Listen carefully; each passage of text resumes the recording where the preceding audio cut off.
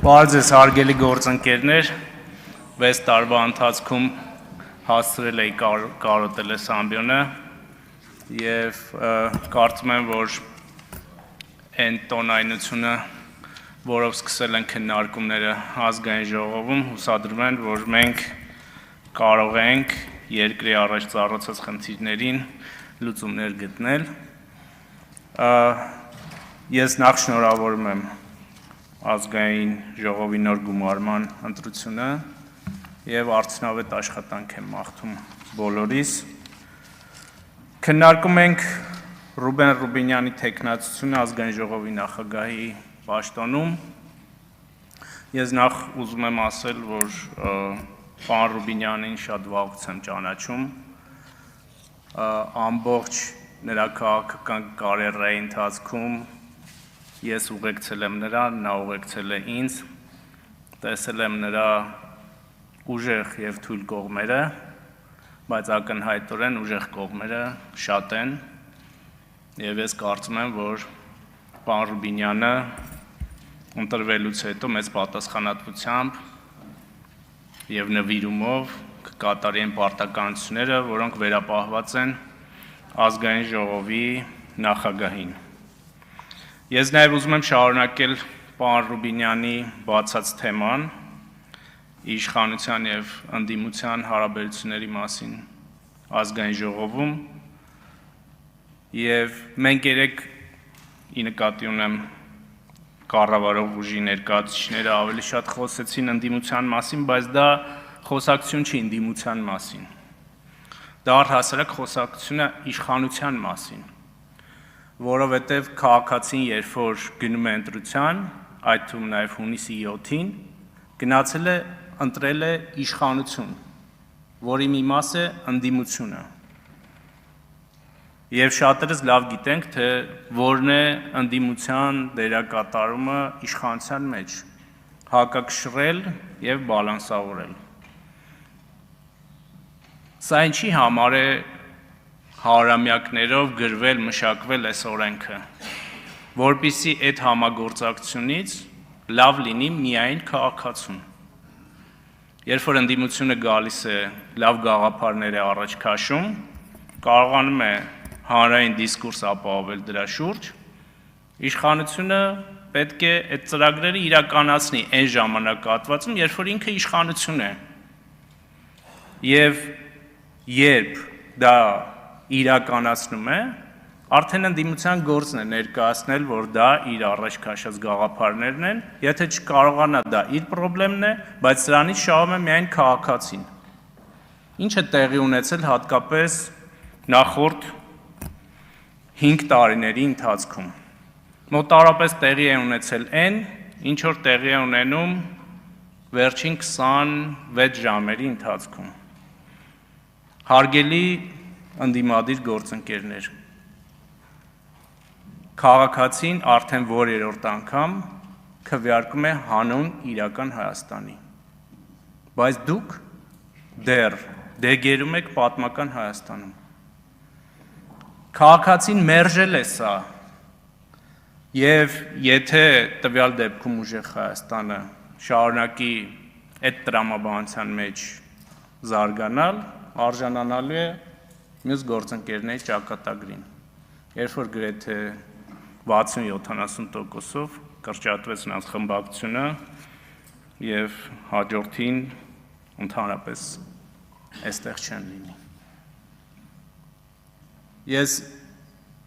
ընդդիմության և իշխանության հարաբերությունները այս տրամաբանության մեջ եմ հասկանում, և մենք պետք է աշխատենք միասին այդ ուղղությամբ։ Այս թեզերի մեջ էր նաև այն, որ օրինակ Քրիստինե Վարդանյանը ասում է, մենք այստեղ չենք անցյալը վերադարձնելու համար։ Այն թեզերը, որ դուք եք առաջ քաշում, դուք անցյալը չեք վերադարձնում, դուք անցյալն եք։ Տիկին Արեգա Հովսեփյանը ասում է, մենք նոր երիտասարդ քաղաքական ուժ ենք, չէ, տիկին Հովսեփյան, ձեր քաղաքական հայրերը հին են,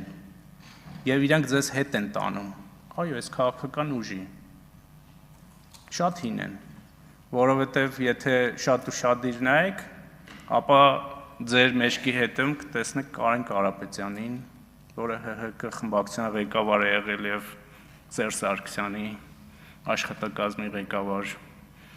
Կտեսնեք ձեր կուսակցության առաջնորդին, ով շատ ակտիվ, օրինակ հիմա Գագիկ Ծառուկյան եք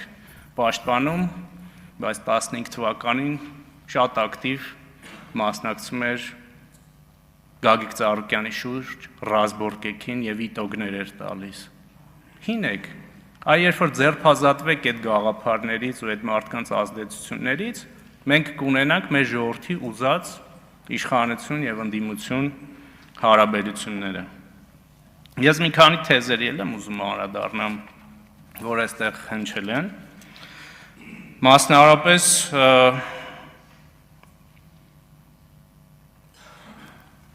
ասում եք, անընդհատ փորձում եք այստեղ առաջ քաշել են գաղափարը, որ իշխանությունը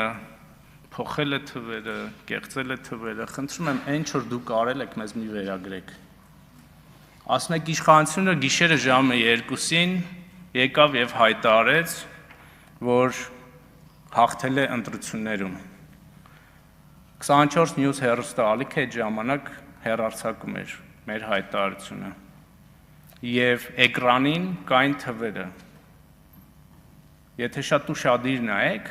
այդ թվերին, ապա կտեսնեք, որ ձեր թիվը մոտարապես +-1%-ի սահմաններում է փոխվել, ձեր թիվը մոտարապես +-1%-ի սահմանում է փոխվել, մեր թիվը փոխվել է +-2-3%-ի սահմանում։ Սահմանադրական դատարանում ձեզանից ոչ մեկը որևէ ապացույց չի ներկայացրել, որ տեղամասերում ընտրությունների արդյունքները փոխվել են, եւ հետեւաբար իշխանության վերլուծություններ տվյալ պահին ունեցած իր թվերով եւ այն օրենքով, որ կա, որ ինքը ձևավորում է իշխանություն։ Խոսում եք ընտրությունների արդյունքները ամփոփումը դադարեցվել է։ Մի հատ փաստ եք ներկայացրել, որ այդպիսի բան է տեղի ունեցել։ Մի փաստ։ Սահմանադրական դատարանի վերդիկտը կա, եւ դուք պետք է հաշվի նստեք, որովհետեւ այդ վերդիկտը ընդունել է նաեւ ժողովուրդը, որովհետեւ եթե այդ ժողովուրդը չընդուներ վերդիկտը, ապա այսօր ուրեմն փողոցներում, ինչպես իմ գործընկերները ասացին, բազմաթիվ մարդիկ կլինեին եւ այս իշխանությունը չէր լինի։ Այն պահին, երբ որ դուք հաշտվեցիք եւ ընդունեցիք արդյունքները, որ ընդունել է ժողովուրդը, դուք կդառնաք այդ ժողովրդի իշխանության մի մասը հաջորդ ընտրություններին իշխանության գալու հնարավորությամբ, եթե ոչ, խնդրեմ այս օրինակը։ Դուք ասում եք Նիկոլ Փաշինյանը 3-րդ անգամ դարձավ վարչապետ, իսկ ինքը դրա դեմ պայքարում էր Սերժ Սարգսյանի ժամանակ։ Սերժ Սարգսյանը սահմանադրություն էր փոխել 3-րդ անգամ դառնալու վարչապետ, երկրի ղեկավար։ Եվ այն օրենքների եւ օրենսդրության սահմաններում, որ տեղի են ունենում ընտրություններ, դրանք գործում են քաղաքակիրթ շարք երկրներում։ Մերկելը 4 անգամ դարձել է Գերմանիայի կանցլեր։ 4 անգամ դարձել է Գերմանիայի կանցլեր, այն նույն օրենքների տրամաբանությամբ, որ մենք ունենք, եւ այստեղ շատ հաճախ այդ իրողությունների նենգափոխում է տեղի ունենում։ Սա էլ է վատ, որովհետեւ դուք ապակողնորոշում եք մեր ժողովրդին, եւ հետո շատ դժվար է լինում, մեծ ջանքեր է գործադրվում, որպեսզի դա փոխվի։ Այստեղ տարբեր քրեական գործերի մասին խոսվեց, օրինակ Ռուբեն Մխիթարյանի գործը համեմատվեց 2008-ին տեղի ունեցածների հետ, հարգելի գործընկերներ, դուք երևի այդ ժամանակներ չեք ապրել։ Մեր ժամանակների առավելությունն է եւ ասում եք ինչ արդյունք եք ստեղծել։ Մենք ստեղծել ենք այն արդյունքը, որ կարող է իրավապահ համակարգը սխալվի կամ թերանա, բայց մենք ունենք դատարաններ, որոնք դրանք կարան բեկանել։ ձեր ժամանակ, պարոն Քոչյան, ձեր հայրիկի, պարոն Կարապետյան, ձեր հայրիկի իշխանության ժամանակ որևէ դատարան նման որոշում չէր կարող կայացնել։ Հարգելի գործընկերներ, հա մի բան էլ, ես մտածում եի, որ մենք Գառնիկ Դանելյանին կկարոտենք, բայց երեք